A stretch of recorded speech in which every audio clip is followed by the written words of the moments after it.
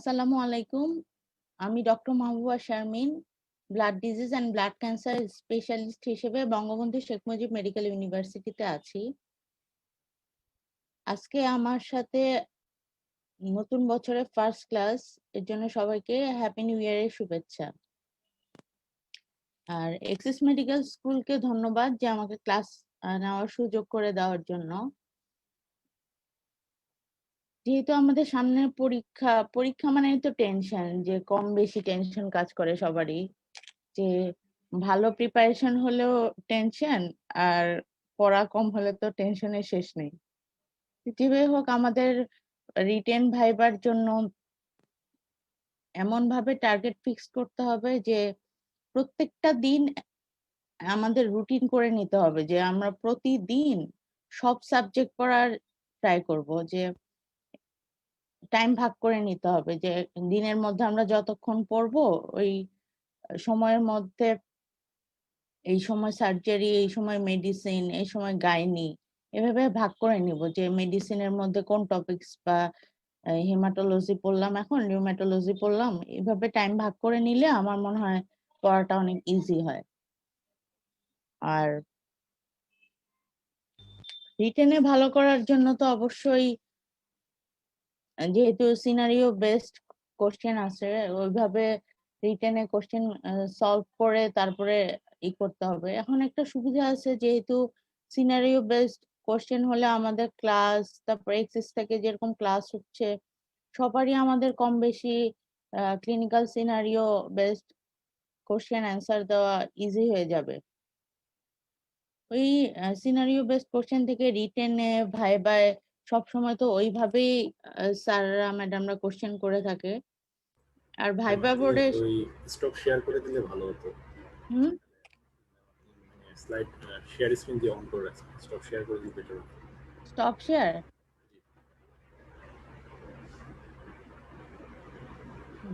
ঠিক আছে। জি ম্যাম। আর ভাইবার টেবিলে ফার্স্টে বলবো যে ভাইবার সময় আমাদের প্যানিক হওয়া চলবে না। ভয় তো লাগবেই, টেনশন কাজ করবে, কিন্তু অনেক সময় দেখা যায় ভালো প্রিপারেশন থাকলেও টেনশনের জন্য ভাইবায় অ্যান্সার দেওয়া যায় না ঠিক মতো।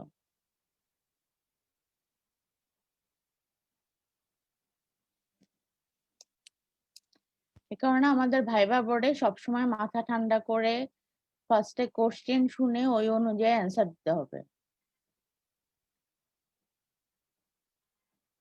আজকে আমি আমার সিনারিও বেসড কিছু কোশ্চেন আলোচনা করব। আরবিসি আরবিসি থেকে স্টার্ট করি। আরবিসির কিছু কোশ্চেন ওই একই ধরনের কোশ্চেন আসলে ঘুরে ফিরে আসে, ভাইবাতে জিজ্ঞাসা করে, রিটেনে আসে, অনেক সময় শর্ট কোশ্চেন হিসেবেও আসে। ফার্স্টে যেমন আরবিসি ডিসঅর্ডারের মধ্যে 50 years female presented with palpitation, dizziness and exertional breathlessness for 3 months. On examination, she is severely anemic, no organomegaly or bony tenderness, but there are multiple purpuric spots over different parts of the body. তাহলে সিনারিওর মধ্যে mainly highlighted points কি কি? 50 years female, palpitation আছে, dizziness আছে, exertional breathlessness for 3 months।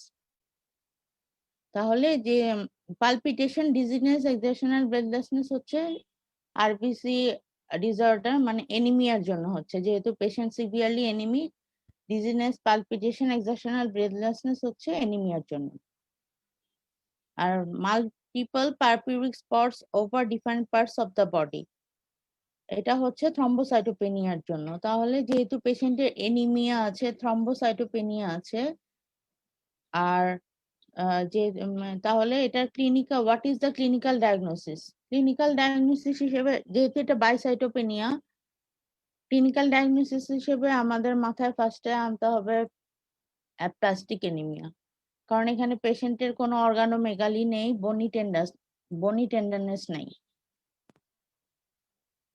এখন clinical diagnosis বা এমনও হতে পারে যে এর সাথে পালপিটেশন, ডিজিনেস, ব্রেথলেসনেস এর সাথে যদি পারপিউরিক স্পটের সাথে যদি ফিভার অথবা সোর থ্রোট দেওয়া থাকে তাহলে তো প্যানসাইটোপেনিয়া।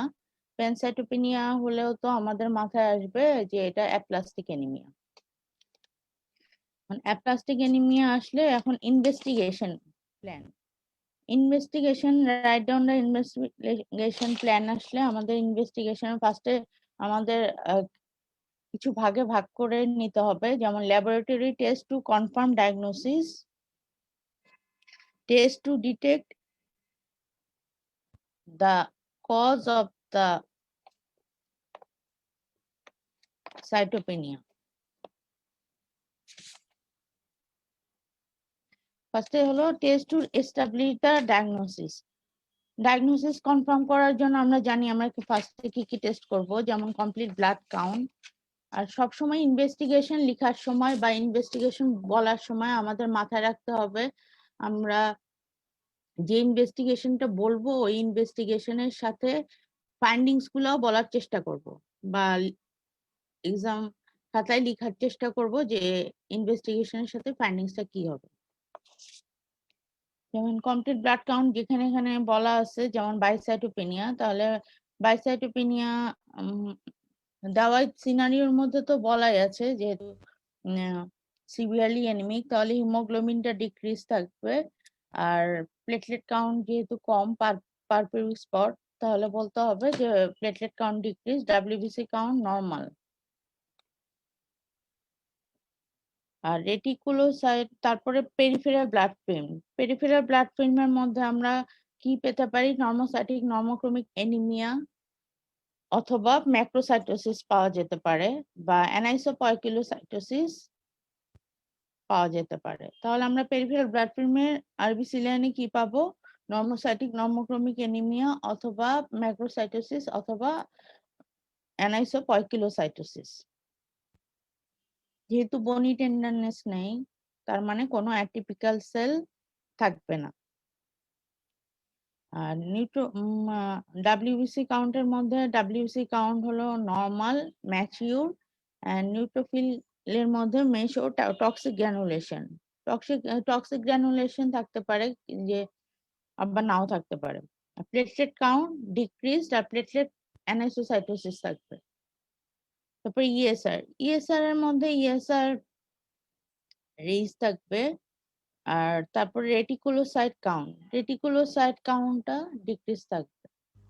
যেহেতু অ্যাপ্লাস্টিক অ্যানিমিয়া তে বোন ম্যারো ফেইলিয়ার থাকে, এই কারণে রেটিকুলোসাইট কাউন্ট ডিক্রিজ থাকবে। তারপর আমরা 2 নাম্বার করব কি bone marrow study. Bone marrow এক্সামিনেশনের মধ্যে আমরা পাবো hypocellular marrow, prominent fat space, তারপর ইরাইথ্রোপয়েসিস। এখানে যেহেতু 3 সেল লাইনই কমে যাচ্ছে, মানে আরবিসি, ডাব্লিউবিসি, প্লেটলেট, এই কারণে যেহেতু এখানে বোন ম্যারো ফেইলিয়ার ফিচার 3টা সেল লাইনই কম থাকবে, যেমন erythropoiesis, granulopoiesis, depressed, megakaryocyte absent. আর প্লাজমা সেল, লিম্ফোসাইট নরমাল থাকবে, no ectopic cell found. Refine biopsy করলে আমরা পাবো যে বোন ম্যারো স্টাডি, তাহলে আমরা কি কি টেস্ট করলাম, complete blood count, peripheral blood film, bone marrow examination and trephine biopsy. Trephine biopsy করব টু অ্যাসেস দ্য সেলুলারিটি, কারণ অ্যাপ্লাস্টিক অ্যানিমিয়ার মধ্যে আমাদের সেলুলারিটিটা খুব ইম্পর্টেন্ট। সেলুলারিটি দিয়ে আমরা অ্যাপ্লাস্টিক অ্যানিমিয়ার সিভিয়ারিটিটা বেসিস করে ক্লাসিফিকেশন করি। ট্রিফাইন বায়োপসি আরো করব টু এক্সক্লুড দা কোনো অ্যাবনর্মাল ইনফিল্ট্রেট আছে কিনা। অনেক সময় সাইটোপেনিয়া থাকে পেরিফেরাল ব্লাডে, কিন্তু বোন ম্যারো বা ট্রিফাইন করলে অ্যাবনর্মাল ইনফিল্ট্রেট পাওয়া যায়।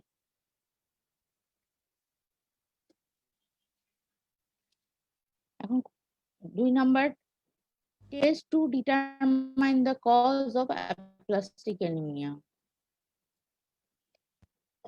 Determine the cause of aplastic অ্যানিমিয়ার জন্য আমরা কিছু ইনভেস্টিগেশন করব, যেমন liver function test. Liver function টেস্টের মধ্যে hepatitis B surface antigen, anti hepatitis C virus antibody, Epstein virus antibody, auto immunity যেমন এএনএ, অ্যান্টি-ডিএসডি অ্যান্টিবডি। পিএনএস ক্লোনটা দেখবো কারণ অ্যাপ্লাস্টিক অ্যানিমিয়ার সাথে পিএনএস অ্যাসোসিয়েশন থাকে। পিএনএস ক্লোন দেখার জন্য আমরা কি টেস্ট করব? Flow cytometry for CD55 and 59 harms test করতে পারি।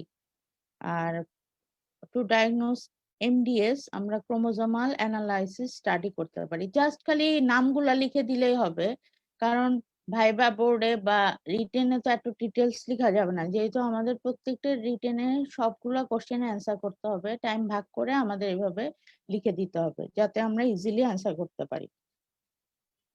তাহলে test to determine the cause of aplastic অ্যানিমিয়ার মধ্যে কি কি আমরা সাব ডিভিশন করছি। একটা হলো লিভার ফাংশন টেস্ট, কারণ post hepatic aplastic anaemia is common. Post hepatitis viral infection হয়ে অ্যাপ্লাস্টিক অ্যানিমিয়া হয়। Liver function test, autoimmunity to detect the PNS clone, to detect MDS, আর to detect the inherited aplastic anaemia আমরা chromosomal breakage স্টাডিটা করব।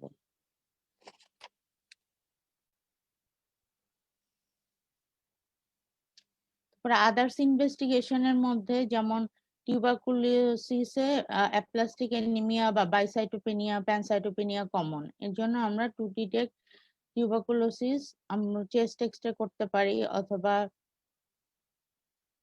Sputum for AB culture, আর যেটা করতে পারি MT test করতে পারি। আর প্রেগনেন্সিতে কিন্তু অ্যাপ্লাস্টিক অ্যানিমিয়া কমন। এখন আমাদের পেশেন্টের ডিটেলস হিস্ট্রি নিলেই তো আমরা বুঝতে পারবো যে পেশেন্ট প্রেগনেন্ট কি প্রেগনেন্ট না। যেহেতু এখানে সিনারিওতে বলাই আছে পেশেন্ট হলো 50 ইয়ার্স ফিমেল লেডি, তাহলে ওই প্রেগনেন্টটা আমাদের মাথা থেকে আমরা কোশ্চেন দেখে এক্সক্লুড হয়ে যাবে। তাহলে আমাদের ইনভেস্টিগেশনের মধ্যে ফার্স্টে test two establish the diagnosis, complete blood film, complete blood picture, peripheral blood film, reticulocyte count, bone marrow study, trephine biopsy, and test to determine the cause of aplastic anemia, liver function test, autoimmunity to detect the PNH clone, study to diagnose MDS, to detect the inherited aplastic anemia, সবার লাস্টে to detect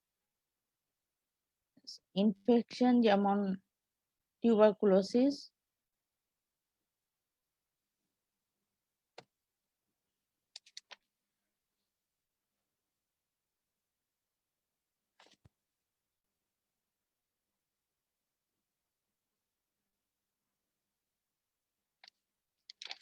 এখন আসি আমাদের management plan.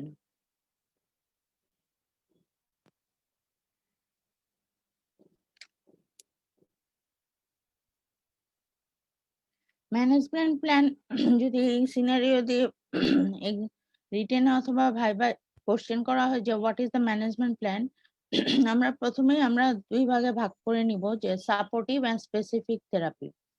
Supportive therapy ভাইবায় বা রিটেনেও আমাদের এভাবে ভাগ করে লিখতে হবে, supportive therapy and specific therapy. Supportive থেরাপির মধ্যে যেমন blood transfusion, components therapy.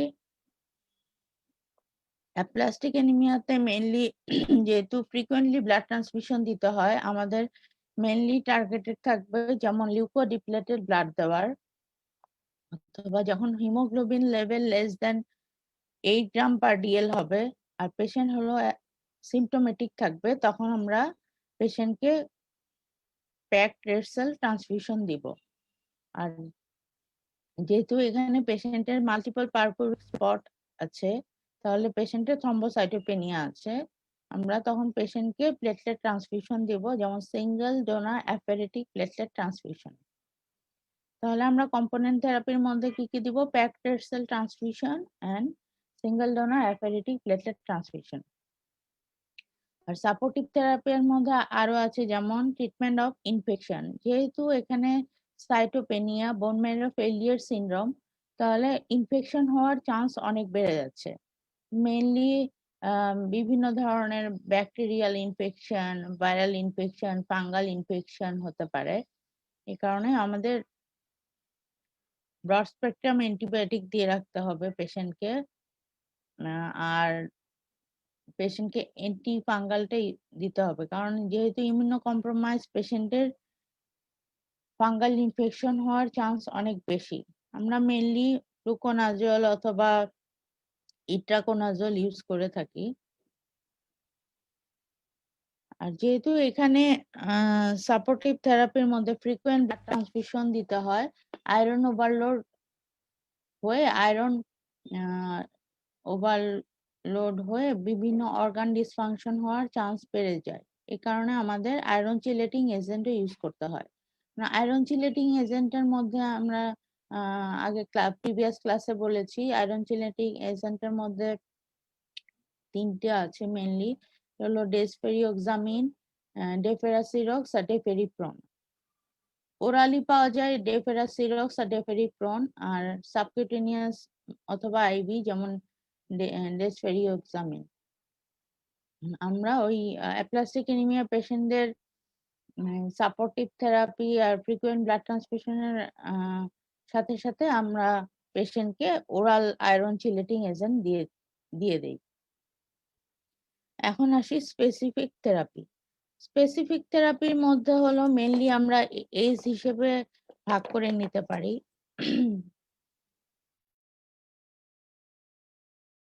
Age হিসেবে ভাগ করার মধ্যে যেমন এজ অফ দ্য পেশেন্ট, যেহেতু এখানে বলাই আছে যে পেশেন্টের এজ হলো 50 ইয়ার্স। 50 ইয়ার্স হলে আমাদের মাথায় চলে আসবে, যেহেতু আমাদের দেশের পার্সপেক্টিভে আমরা বোন ম্যারো ট্রান্সপ্লান্টেশন, অ্যালোজেনিক বোন ম্যারো ট্রান্সপ্লান্টেশন করতে পারি না। আমাদের এখানে 50 ইয়ার্স পেশেন্টের ক্ষেত্রে আমাদের মেইনলি ট্রিটমেন্ট হবে ইমিউনোসাপ্রেসিভ থেরাপি। ইমিউনোসাপ্রেসিভ থেরাপির মধ্যে মেইনলি দিতে হবে এটিজি, অ্যান্টিথাইমোসাইক্লোবিউলিন উইথ সাইক্লোস্পোরিন। অ্যান্টিথাইমোসাইক্লোবিউলিন অ্যান্টিথাইমোসাইক্লোবিউলিন দিলে পেশেন্টের অনেক ধরনের ইনফেকশন হয়, অনেক ধরনের কমপ্লিকেশন হয়, আর এটির কস্টও অনেক বেশি। পেশেন্ট যদি পোর হয় তাহলে আমরা শুধুমাত্র সাইক্লোস্পোরিন দিয়ে স্টার্ট করি। বিভিন্ন ধরনের ইমিউনোসাপ্রেসিভ আছে, যেমন সাইক্লোস্পোরিন, সাইক্লোফসফামাইড, তারপরে অ্যান্ড্রোজেন।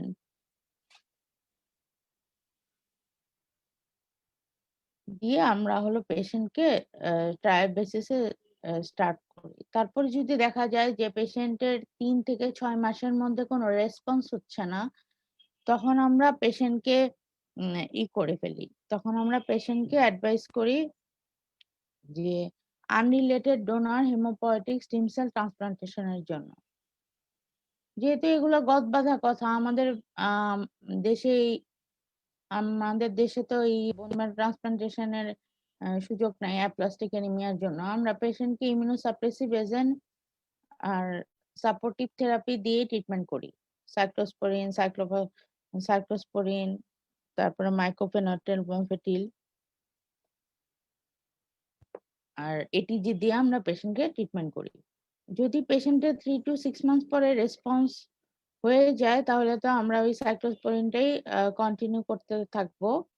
আর কিছু আমরা লেটেস্ট এক্সপেরিমেন্টাল ড্রাগ হিসেবে ইউজ করি, যেমন মেইনলি আমরা বেশি দিচ্ছি এখন এল-থ্রম্বোপ্যাক আর অথবা স্টেরয়েড বা এন্ড্রোজেন দিলে এই থ্রম্বোসাইটোপেনিয়া রিকভারি হয়।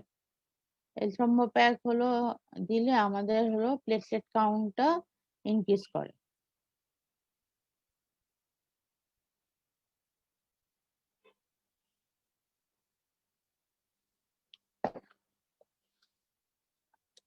আর সাপোর্টিভ থেরাপির মধ্যে আমাদের কিন্তু মাথায় রাখতে হবে যে প্লেটলেট কাউন্ট আমাদের সবসময় রাখতে হবে গ্রেটার দেন 20,000। যদি পেশেন্ট সিমটোমেটিক, যেমন মাল্টিপল পারপিউরিক র্যাশ বা পিটেকি, ইকাইমোসিস বা যে কোনো ব্লিডিং ম্যানিফেস্টেশন থাকে। আর যদি কোনো ব্লিডিং ম্যানিফেস্টেশন না থাকে, তখন প্লেটলেট কাউন্ট যদি 10,000 হয় তখন আমরা পেশেন্টকে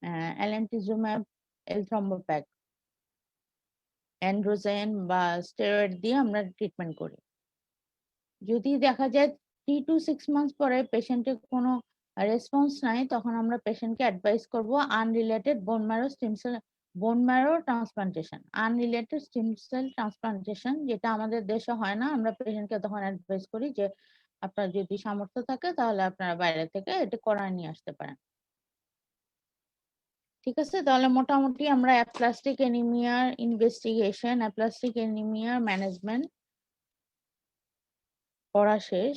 এখন আসি আমরা কমপ্লিকেশন। অ্যাপ্লাস্টিক অ্যানিমিয়ার কমপ্লিকেশন হিসেবে মেইনলি আসে, যেহেতু এখানে প্যানসাইটোপেনিয়া অথবা বাইসাইটোপেনিয়া হয়, তাহলে পেশেন্টের তো ইনফেকশনের চান্স বেড়ে যাচ্ছে।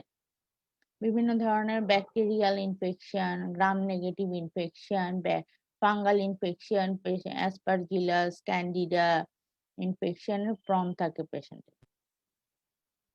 তারপর হলো 2 number, progression to more severe disease. More severe ডিজিজের মধ্যে যেহেতু অ্যাপ্লাস্টিক অ্যানিমিয়া থেকে এমডিএস বা অ্যাপ্লাস্টিক অ্যানিমিয়া থেকে অ্যাকিউট লিউকেমিয়া ট্রান্সফরমেশন হতে পারে, তাহলে আমাদের কমপ্লিকেশনের মধ্যে 1 নাম্বার হলো infection, 2 number progression to more severe disease যেমন MDS, transformation to acute leukaemia 3 number, 4 number হলো ইভলিউশন টু পিএনএইচ। পিএনএইচ মানে প্যারক্সিজমাল নকটার্নাল হিমোগ্লোবিনুরিয়া, যেটা আমি আগে পড়িয়েছি।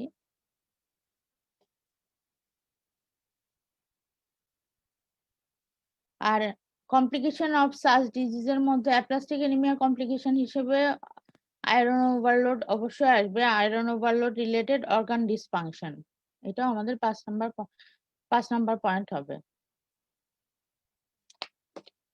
আরো বিভিন্ন ধরনের কমপ্লিকেশন হতে পারে, যেহেতু অ্যাপ্লাস্টিক অ্যানিমিয়াতে অ্যানিমিয়া হয়, অ্যানিমিক হার্ট ফেইলিয়ার হতে পারে।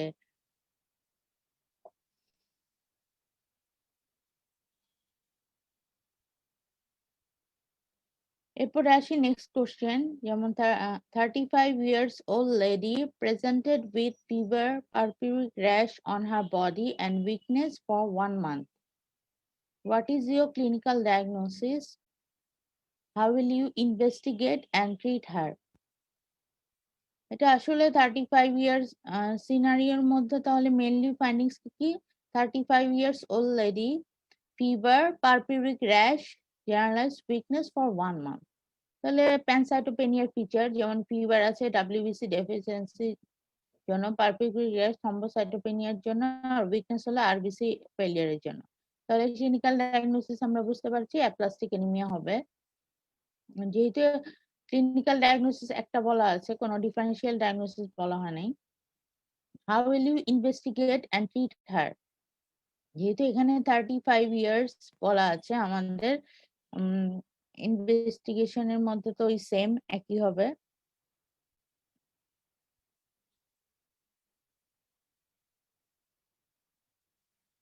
ইনভেস্টিগেশনের মধ্যে তো ওইভাবে ভাগ করে দিব, laboratory test to confirm diagnosis, laboratory test to detect the cause of aplastic anaemia, তারপরে laboratory test to detect the PNH clone, to detect MDS, to detect the inherited aplastic anaemia, chromosomal breakage study আমরা করব।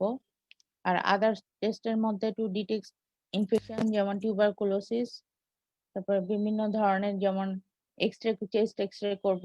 তারপরে যেহেতু inherited aplastic অ্যানিমিয়াতে অনেক সময় ভ্যানকুনিস অ্যানিমিয়াতে আমাদের rudimentary থার্ম বা skeletal deformity থাকে, তখন আমরা ওই অনুযায়ী পেশেন্টের হিস্ট্রি নিয়ে আমরা ওটার এক্সরে করতে দিব, specific x ray of the specific part.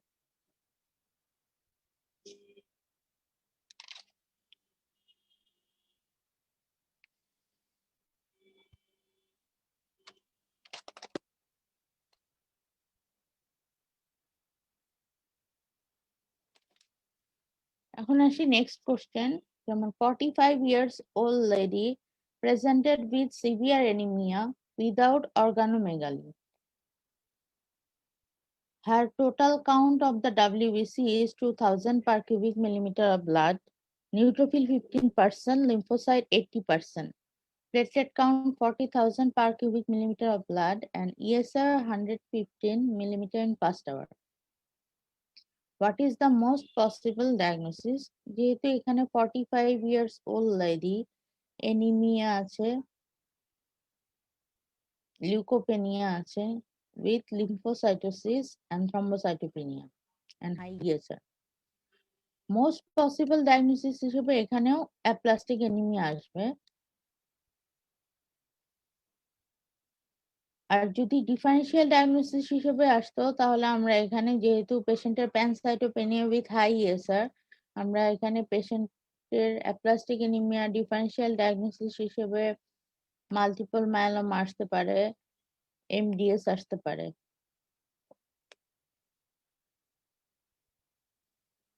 আরেকটা আসতে পারে হলো মেগালোব্লাস্টিক এনিমিয়া। তাহলে 45 years old lady presented with severe anemia without organomegaly, আমরা এটা হিসেবে অ্যাপ্লাস্টিক এনিমিয়া, ডিডি হিসেবে মাল্টিপল মায়োলোমা, মেগালোব্লাস্টিক এনিমিয়া বলবো, আর এমডিএস টা সব লাস্টে রাখবো কারণ এমডিএস অর্গানোমেগালি থাকে। Write one investigation to confirm diagnosis with possible finding in favor of your diagnosis. একটি ইনভেস্টিগেশন বললে অ্যাপ্লাস্টিক এনিমিয়া ফেভারে আমরা মেইনলি বলবো হলো bone marrow study and trephine biopsy. Bone marrow study যেহেতু এখানে এনিমিয়া, সিবিসি আর পিভিএফ এর ফাইন্ডিংসটা যেহেতু দেওয়া আছে, তাহলে আমরা একটি ইনভেস্টিগেশনের মধ্যে করলে আমরা বলবো যে bone marrow examination and trephine biopsy, তাহলে আমরা পেশেন্টের ডায়াগনোসিসটি কনফার্ম করতে পারবো। আর বোন ম্যারো এক্সামিনেশনের মধ্যে পাবো কি হাইপোসেলুলার marrow, prominent fat space, erythropoiesis depressed, granulopoiesis depressed, megakaryopoiesis অথবা megakaryocyte absent অথবা decreased. Lymphocytes and plasma cell are increased, কারণ যেহেতু lymphocyte and plasma cell এর মেশিন হলো বোন ম্যারো থেকে আসে না, প্লাজমা সেল আর লিম্ফোসাইট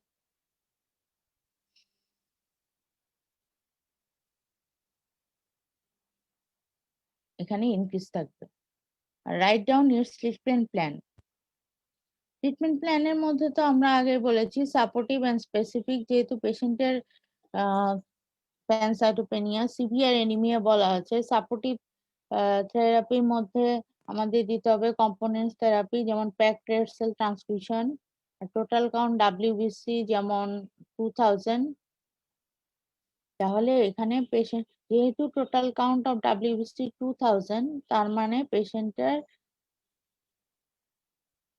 নন সিভিয়ার অ্যাপ্লাস্টিক এনিমিয়া। কারণ আমি আগেই বলেছি যে সিভিয়ার অ্যাপ্লাস্টিক এনিমিয়া হলে নিউট্রোফিল কাউন্ট থাকবে হলো নিউট্রোফিল কাউন্ট 15, এখানে হলো নিউট্রোফিল কাউন্ট 15%, তো নিউট্রোফিল কাউন্ট 500-র উপরে আছে, তাহলে এটা হবে সিভিয়ার অ্যাপ্লাস্টিক এনিমিয়া। আর প্লেটলেট কাউন্ট আছে 40,000, এটা লেস দেন 20,000 থাকবে হলো ভেরি সিভিয়ার অ্যাপ্লাস্টিক এনিমিয়াতে। তাহলে এই পেশেন্টের যেহেতু এখানে সিভিয়ার অ্যাপ্লাস্টিক এনিমিয়া হবে, ওই অনুযায়ী আমরা ট্রিটমেন্ট প্ল্যান লিখবো। সাপোর্টিভ থেরাপির মধ্যে প্লেটলেট সাপোর্টিভ থেরাপির মধ্যে আমরা পেশেন্টকে প্যাকড রেড সেল ট্রান্সফিউশন দিব। আর প্লেটলেট কাউন্ট যেহেতু এখানে 40,000 মানে অনেক বেশি, আর পেশেন্টের কোনো মিউকোসাল ব্লিডিং বা ব্লিডিং ম্যানিফেস্টেশন নাই, এক্ষেত্রে পেশেন্টকে প্লেটলেট ট্রান্সফিউশন দিতে হবে না। তাহলে আমরা সাপোর্টিভ থেরাপির মধ্যে পেশেন্টকে হলো প্যাকড রেড সেল ট্রান্সফিউশন দিব, আর পেশেন্টকে দিব broad spectrum antibiotic, antifungal agents.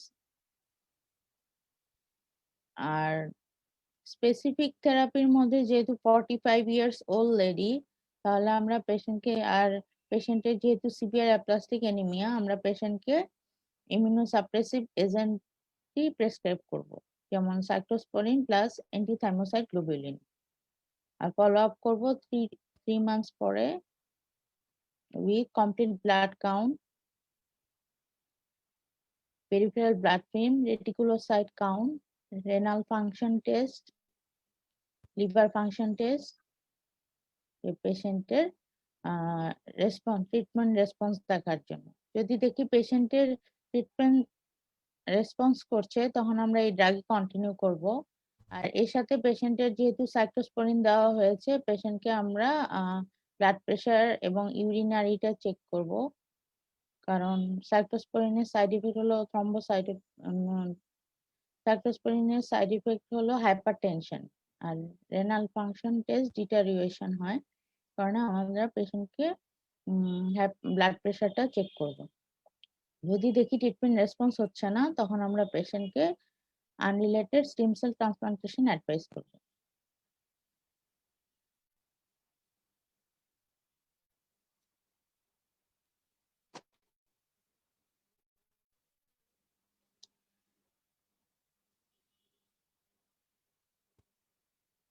এখন আসি next question. 35 years old lady presented with fever, purpuric rash, weakness. What is the clinical diagnosis and investigate and treat her? তো সেম কোশ্চেন, যেমন pancytopenia 35 years বলা আছে, যেহেতু 35 ইয়ার্স ওই অনুযায়ী আমরা লিখবো অ্যাপ্লাস্টিক এনিমিয়া হিসেবে investigation and treatment.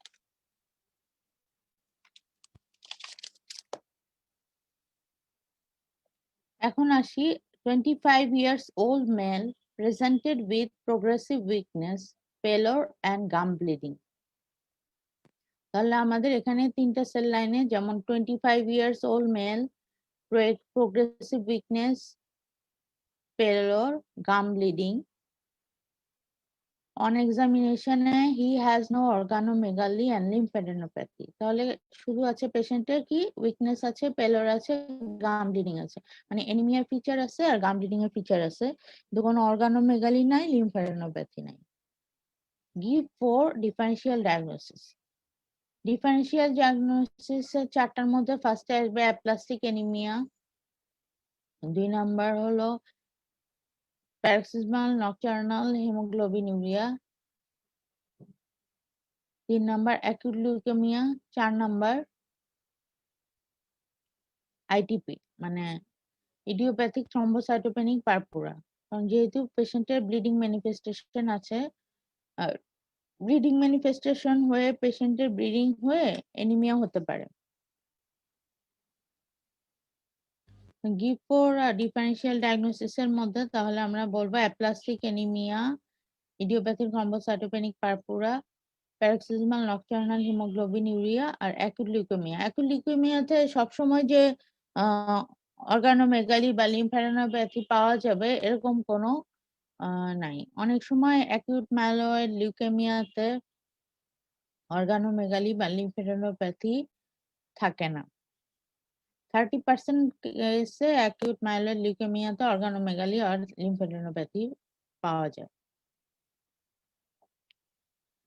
Name some relevant investigation with expected findings. তাহলে রিলেভেন্ট ইনভেস্টিগেশনের মধ্যে আমাদের ফার্স্টেই ওইভাবে সাবডিভাইড করে লিখতে হবে যে laboratory investigation to detect the laboratory investigation to confirm the diagnosis. তাহলে ডায়াগনোসিস কনফার্ম করার জন্য আমরা কি কি করব? ফার্স্টে করব complete blood count. Complete blood কাউন্টের মধ্যে এখানে যেমন আছে, যেহেতু প্রোগ্রেসিভ উইকনেস এন্ড প্যালর, তার মানে হিমোগ্লোবিন লেভেলটা ডিক্রিজ থাকবে, ডাব্লিউবিসি কাউন্ট নরমাল, গাম ব্লিডিং আছে যেহেতু প্লেটলেট কাউন্ট হলো ডিক্রিজড। পেরিফেরাল ব্লাড ফিল্ম করলে আমরা ওইরকম আরবিসি লাইনে পাবো নর্মোসাইটিক, নর্মোক্রমিক অর ম্যাক্রোসাইটোসিস, অথবা পাওয়া যাবে কি অ্যানাইসোপয়কুলোসাইটোসিস। আমরা এইখানে যেমন পেরিফেরাল ব্লাড ফিল্মে লিখে দিব, যেমন in case of aplastic anemia peripheral blood film findings পাওয়া যাবে নর্মোসাইটিক, নর্মোক্রমিক অথবা ম্যাক্রোসাইটোসিস অথবা অ্যানাইসোপয়কুলোসাইটোসিস। in case of paroxysmal nocturnal hemoglobinuria হলে আমরা পাবো নর্মোসাইটিক, নর্মোক্রমিক অ্যানিমিয়া অথবা অ্যানাইসোপয়কুলোসাইটোসিস অথবা ম্যাক্রোসাইটোসিস, সঙ্গে কি পাওয়া যাবে? পেরিফেরাল ব্লাড ফিল্মে নিউক্লিয়েটেড আরবিসি পাওয়া যাবে। আমাদের মাথায় রাখতে হবে অ্যাপ্লাস্টিক অ্যানিমিয়া পেশেন্টের বা প্যানসাইটোপেনিয়া হলে যখন এনআরবিসি পাওয়া যাবে তখন আমাদের মাথায় চলে আসবে এটি পিএনএইচ বা প্যারক্সিসমাল নকটার্নাল হিমোগ্লোবিনিউরিয়া হতে পারে। তাহলে আমাদের ইনভেস্টিগেশনের ফাইন্ডিংস এর মধ্যে আমরা 4টা ডিডির ফাইন্ডিংস আলাদা আলাদা ভাবে লিখবো। যেমন অ্যাপ্লাস্টিক অ্যানিমিয়া হলে আমরা প্যানসাইটোপেনিয়া ফিচার যা যা পাচ্ছি লিখবো। পিএনএইচ হলে আমরা পাবো যেমন আরবিসিতে anisopoikilocytosis, macrocytosis with NRBC. WBC count normal থাকবে আর প্লেটলেট কাউন্ট হলো ডিক্রিজ। এখন আসি 2 number, reticulocyte count. Reticulocyte count aplastic anaemia, PNH. Aplastic অ্যানিমিয়াতে রেটিকুলোসাইট কাউন্ট আমি আগেই বলেছি রেটিকুলোসাইট কাউন্ট অ্যাপ্লাস্টিক অ্যানিমিয়াতে ডিক্রিজ থাকবে। আর পিএনএইচ হলে রেটিকুলোসাইট কাউন্ট ইনক্রিজ। তাহলে আমাদের মাথায় রাখতে হবে অ্যাপ্লাস্টিক অ্যানিমিয়াতে রেটিকুলোসাইটোপেনিয়া হয় আর পিএনএইচ হলে রেটিকুলোসাইটোসিস হয়। আর আইটিপি হলে কি হবে? আইটিপি হলেও আমাদের সিবিসি, পিবিএফ এরকম, যেহেতু হিমোগ্লোবিন লেভেল কম থাকবে, WBC normal, platelet count reduce. আর আইটিপিতে পেরিফেরাল ব্লাড ফিল্মে থাকবে প্লেটলেট অ্যানাইসোসাইটোসিস অথবা জায়ান্ট প্লেটলেট থাকবে, মানে প্লেটলেটের সাইজ গুলো ভেরিয়েশন থাকবে আর প্লেটলেটের সাইজ হলো বড় বড় হয়ে যায়। আর অ্যাকিউট লিউকেমিয়া হলেও পেরিফেরাল ব্লাড ফিল্মে ওই যে অ্যানিমিয়া থাকবে, তারপরে থ্রম্বোসাইটোপেনিয়া থাকবে, আর এর সাথে অ্যাসোসিয়েটেড যেটা থাকতে পারে সেটা হলো অ্যাটিপিক্যাল সেলস বা ব্লাস্ট থাকবে। এখন আসি নেক্সট ইনভেস্টিগেশন, যেমন complete blood count, peripheral blood film, reticulocyte count. Fourth investigation যেমন bone marrow examination and trephine biopsy. Bone marrow এক্সামিনেশনের মধ্যে আমরা ওইভাবেই 4টা ডিডি হিসেবে লিখবো। যেমন অ্যাপ্লাস্টিক অ্যানিমিয়া হলে হাইপোসেলুলার ম্যারো পাবো, প্রমিনেন্ট প্যাট স্পেস। আর আইটিপি হলে আমরা ওই যে হাইপার সেলুলার ম্যারো অথবা নর্মোসেলুলার ম্যারো পাবো। আর যেটা পাবো হলো মেগাক্যারিওসাইটিক হাইপারপ্লাসিয়া অথবা normal megakaryocyte count with dysplastic change থাকবে। তাহলে আমাদের আইটিপির সাথে অ্যাপ্লাস্টিক অ্যানিমিয়ার বোন ম্যারোতে ডিফারেন্স পাবো কোথায়? একটা হলো বোন ম্যারো সেলুলারিটি, অ্যাপ্লাস্টিক অ্যানিমিয়াতে থাকবে হাইপোসেলুলার, আইটিপিতে থাকবে normocellular or hypercellular. Acute লিউকেমিয়াতেও বোন ম্যারো সেলুলারিটি থাকবে হাইপার সেলুলার। পিএনএইচ এ বোন ম্যারো সেলুলারিটি হবে হাইপোসেলুলার। তাহলে অ্যাপ্লাস্টিক অ্যানিমিয়া আর পিএনএইচ এ বোন ম্যারো সেলুলারিটি হাইপোসেলুলার থাকবে। আইটিপি আর অ্যাকিউট লিউকেমিয়াতে হাইপারসেলুলার থাকবে অথবা আইটিপি তে নর্মোসেলুলার থাকবে। আর অ্যাপ্লাস্টিক অ্যানিমিয়াতে সব সেল লাইন ডিপ্রেস থাকবে, কিন্তু অ্যাকিউট লিউকেমিয়াতে ডাব্লিউবিসি সেল লাইন যেমন ইনক্রিজ থাকবে উইথ প্রমিনেন্ট অ্যাটিপিক্যাল সেল অথবা ব্লাস্ট। যেমন মাইলয়েড লিউকেমিয়া হলে মায়োব্লাস্ট পাওয়া যাবে, লিম্ফয়েড লিউকেমিয়া হলে লিম্ফোব্লাস্ট পাওয়া যাবে।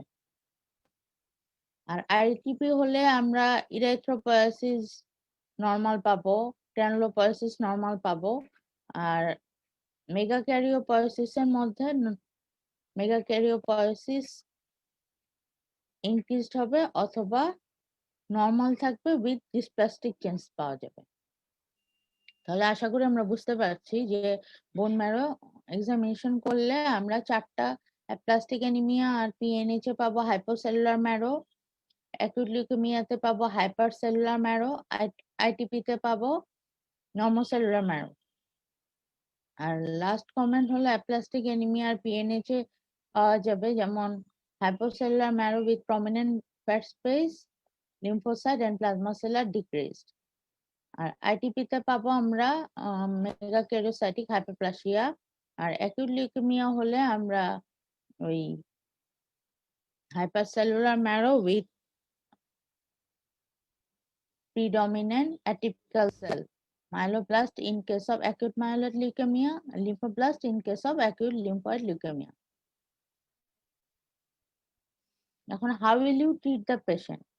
এই পেশেন্টের ম্যানেজমেন্ট হলেও আমরা ফার্স্টে ওইভাবে ভাগ করে নিব supportive therapy and specific therapy. Supportive থেরাপির মধ্যে যেহেতু পেশেন্টের এনিমিয়া আছে আর পেশেন্ট হলো সিম্পটোমেটিক, তাহলে আমাদের পেশেন্টের প্যাকড রেড সেল ট্রান্সফিউশন দিতে হবে। পেশেন্টের যেহেতু গান ব্লিডিং আছে, আমরা পেশেন্টকে প্লেটলেট ট্রান্সফিউশন দিব। আর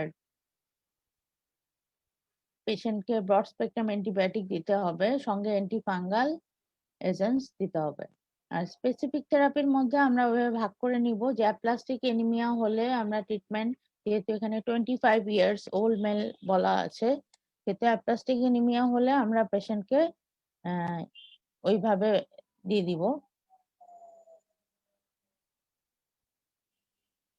অ্যাপ্লাস্টিক সরি ইনভেস্টিগেশনের মধ্যে তো বোন ম্যারো এক্সামিনেশন আর টিফাইন বায়োপসি পর্যন্ত বলা আছে, কিন্তু অ্যাপ্লাস্টিক এনিমিয়ার ইনভেস্টিগেশনের মধ্যে তো আমি আগেই বলেছি, কিন্তু অ্যাকিউট লিউকেমিয়ার ইনভেস্টিগেশনের মধ্যে কিছু স্পেশাল ইনভেস্টিগেশন আছে, যেমন ইমিউনোফেনোটাইপিং এন্ড সাইটোজেনেটিক্স। অ্যাকিউট লিউকেমিয়ার ইনভেস্টিগেশনের মধ্যে 1 নাম্বার হলো to establish the diagnosis, 2 number হলো to laboratory investigation for treatment purpose, 3 number হলো laboratory investigation to detect the prognosis of the disease। তাহলে acute leukemia ইনভেস্টিগেশনকে আমরা 3টা সাব ডিভিশনে ভাগ করে নিব। যেমন একটা হলো two confirm the diagnosis, investigation to detect the prognosis of the disease, 3 number হলো ফর ট্রিটমেন্ট পারপাস। তাহলে টু কনফার্ম দ্য ডায়াগনোসিস এর মধ্যে আমাদের যেমন CBC, PVF, bone marrow study, টিফাইন biopsy আসবে। আর ট্রিটমেন্ট পারপাসের মধ্যে রুটিন ইনভেস্টিগেশন যেমন liver function test, renal function test, chest x ray, ECG, urinary, ultrasonography of whole abdomen, এগুলো চলে আসবে। আর টু ডিটেক্ট দ্য প্রগনোসিস এর মধ্যে আমাদের যেমন সাইটোজেনেটিক্স স্টাডি যেমন করতে হবে, কিছু কিছু ক্রোমোজোমাল মার্কার যেমন অ্যাকিউট লিউকেমিয়ার স্পেসিফিক, হাইপারডিপ্লয়েডি হলে যেমন বোঝা যাচ্ছে যে hyperdiploidy is favourable cytogenetics and hypodiploidy unfavorable cytogenetics বা হাই রিস্ক। তারপর ফিলাডেলফিয়া ক্রোমোজোম যেমন হাই রিস্ক ক্রোমোজোম, যখন এটি প্রেজেন্ট থাকবে তখন আমরা করি যে পেশেন্টকে কিমোথেরাপি দিয়ে লাভ হবে না, পেশেন্টকে আমরা সরাসরি বোন ম্যারো ট্রান্সপ্লান্টেশনে চলে যাব।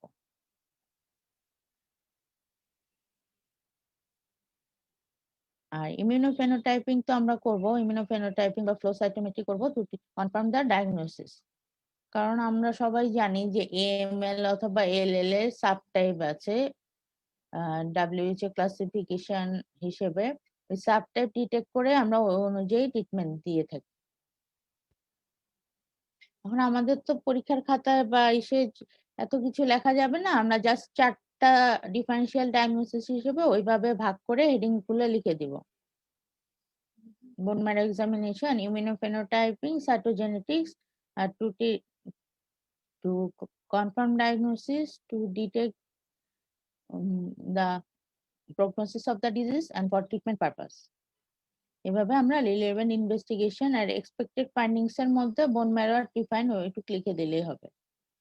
and how will you treat the patient এর মধ্যে বললাম, অ্যাপ্লাস্টিক অ্যানিমিয়া হলে সাপোর্টিভ স্পেসিফিক বলা হয়েছে, অ্যাকিউট লিউকেমিয়া হলে আমরা সাপোর্টিভ ওই ব্লাড ট্রান্সফিউশন দিব, সঙ্গে প্রিভেনশন অফ ইনফেকশন। আর যেহেতু অ্যাকিউট লিউকেমিয়া পেশেন্টদের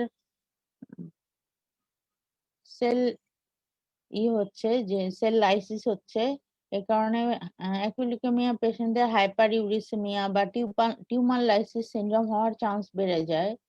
টিউমার লাইসিস সিনড্রোমের মধ্যে হলো 4টা ফিচার থাকে, যেমন hyperkalaemia, hyper uricaemia, হাইপারফসফেটিমিয়া and হাইপোঅ্যালবুমিনিমিয়া।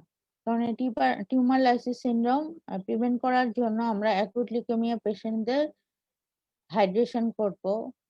Hydration করার সাথে সাথে আমরা পেশেন্টকে যেমন এস্টোরিক বা অ্যালোপিরিনাল জাতীয় ড্রাগস দিয়ে থাকি। আর পেশেন্টকে আমরা ফ্রুট মানে ফল মূল খেতে না করব, কারণ যেহেতু ফলের মধ্যে আমরা সবাই জানি যে পটাশিয়াম কন্টেনিং ফ্রুটসই বেশি খায় সবাই, এই কারণে আমরা পেশেন্টকে ফ্রুটস খেতে নিষেধ করব। স্পেসিফিক স্পেসিফিক ট্রিটমেন্টের মধ্যে অ্যাকিউট লিউকেমিয়া হলে পেশেন্টকে অ্যাকিউট মাইলয়েড লিউকেমিয়া হলে কিমোথেরাপি দিতে হবে।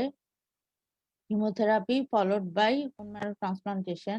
কারণ আমাদের তো এই কোশ্চেনের মধ্যে এত ডিটেলস লেখা যাবে না। এএমএল হলে আমরা যেমন ডনোরোবিসিন, অ্যারাসি, জাস্ট এই দুইটার নাম লিখে দিলে হবে। আর এলএল হলে যেমন প্রোটোকলের মধ্যে যেমন chemotherapy followed by intrathecal therapy, যেমন সিএনএস আমরা এএলএল হলে এভাবে লিখবো, যেমন chemotherapy 2 number, CNS directed therapy ব্র্যাকেটে লিখবো আইটি মানে ইন্ট্রাথেকাল থেরাপি। আর 3 নাম্বার লিখবো প্রিভেনশন অফ কমপ্লিকেশন। তাহলে ট্রিটমেন্টের মধ্যে অ্যাকুট লিউকেমিয়া পেশেন্টের আমরা কি লিখবো? Supportive therapy, 2 number specific therapy, 3 number হলো prevention of complication. Prevention of complication যেমন কিমোথেরাপি দিলে পেশেন্টের যেমন কি হয়, মাইলোড সাপ্রেশন হয়, মানে খারাপ সেলকে মারতে গিয়ে ক্যান্সারের সেলের সাথে সাথে ভালো সেলগুলো মরে যায়। এই কারণে আমাদের তখন পেশেন্টের এনিমিয়া হয় বা থ্রম্বোসাইটোপেনিয়া আরো অ্যাগ্রাভেট হয়, তখন আমাদের আরো ট্রান্সফিউশন দিতে হয়, তারপরে গ্রানুলোসাইট কলোনি স্টিমুলেটিং এজেন্ট দিতে হয়। আর কিমোথেরাপি সাইড ইফেক্ট হচ্ছে কিনা, যেমন অ্যালোপেশিয়া, তারপরে মিউকোসাইটিস, ওগুলা প্রিভেন্ট করার জন্য পেশেন্টকে ওয়েল হাইড্রেটেড করতে হবে আর পেশেন্টের কাউন্সেলিং করতে হবে। ঠিক আছে, তাহলে 25 years old male presented with progressive weakness, pallor and gum bleeding. 4 differential diagnosis বলা হয়ে গেছে: aplastic anemia, PNH, acute leukemia, ITP। ইনভেস্টিগেশনও বলা হলো। আর ট্রিটমেন্ট অফ দা পেশেন্টের মধ্যে আমরা অ্যাপ্লাস্টিক অ্যানিমিয়াটা বলেছি, অ্যাকিউট লিউকেমিয়া বলেছি। আর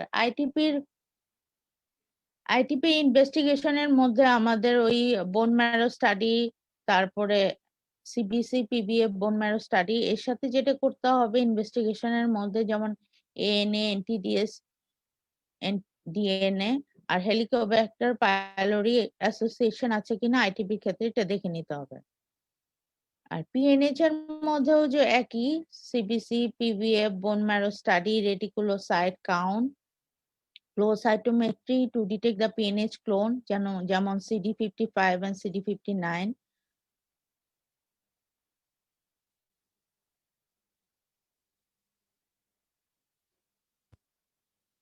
আর হ্যামস টেস্ট। আর ট্রিটমেন্টের মধ্যে হলো আইটিপির ট্রিটমেন্টের মধ্যে সাপোর্টিভ থেরাপির মধ্যে যখন ওই যে গাম ব্লিডিং হবে, আমরা পেশেন্টকে আইটিপিতে ক্ষেত্রে আমাদের মাথায় রাখতে হবে আমরা প্লেটলেট ট্রান্সফিউশন যত পারি দিব না।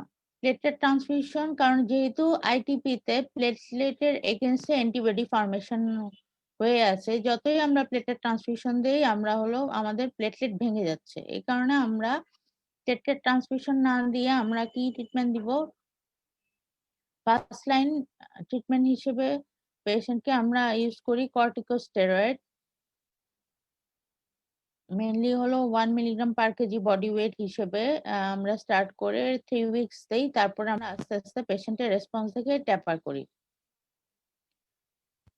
আর কর্টিকোস্টেরয়েডের সাথে আমরা ইউজ করতে পারি ইমিউনোসাপ্রেসিভ এজেন্ট যেমন সাইক্লোস্পোরিন, সাইক্লোফসফামাইড, মাইকোপেনোটেল, মফেটিল।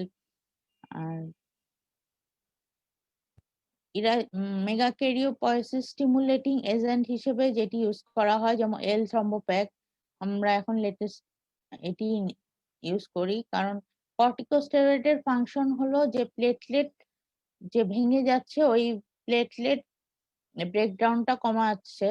আর মেগাক্যারিওপয়েসিস স্টিমুলেটিং এজেন্টের ফাংশন হলো মেগাক্যারিওপয়েসিস করে প্লেটলেট তৈরি হতে হেল্প করে।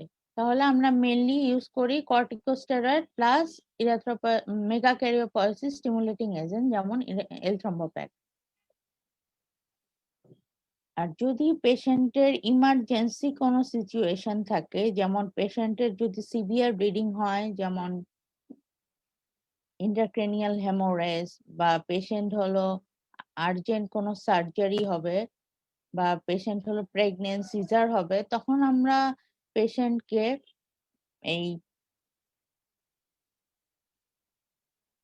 মিথাইল প্রেডনিসোলোন আইভি অথবা আইভি ইমিউনোগ্লোবুলিন অথবা এনটিডি।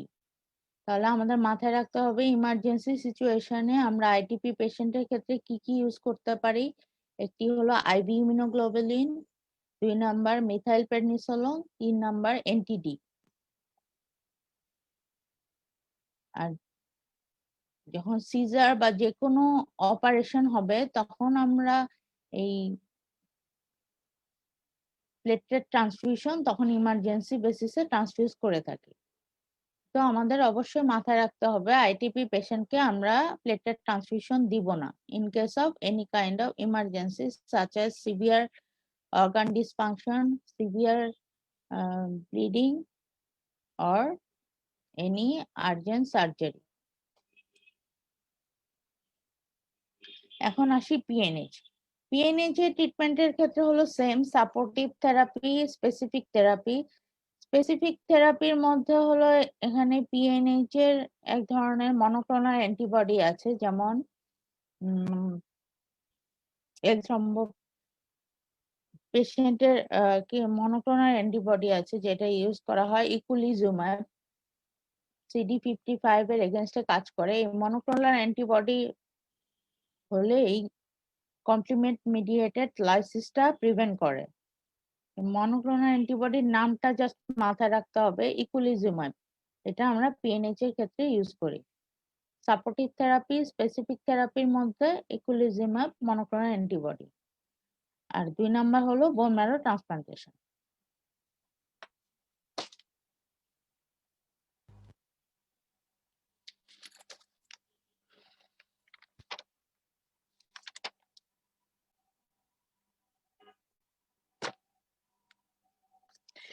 এখন আসি নেক্সট কোশ্চেন, যেমন 60 years old female admitted with fatigue, exertional breathlessness.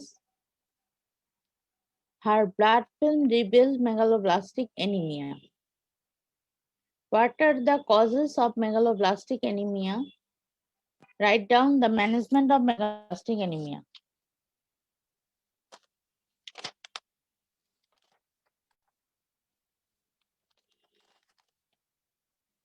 Lucky 60 years old female admitted with fatigue, exertional breathlessness.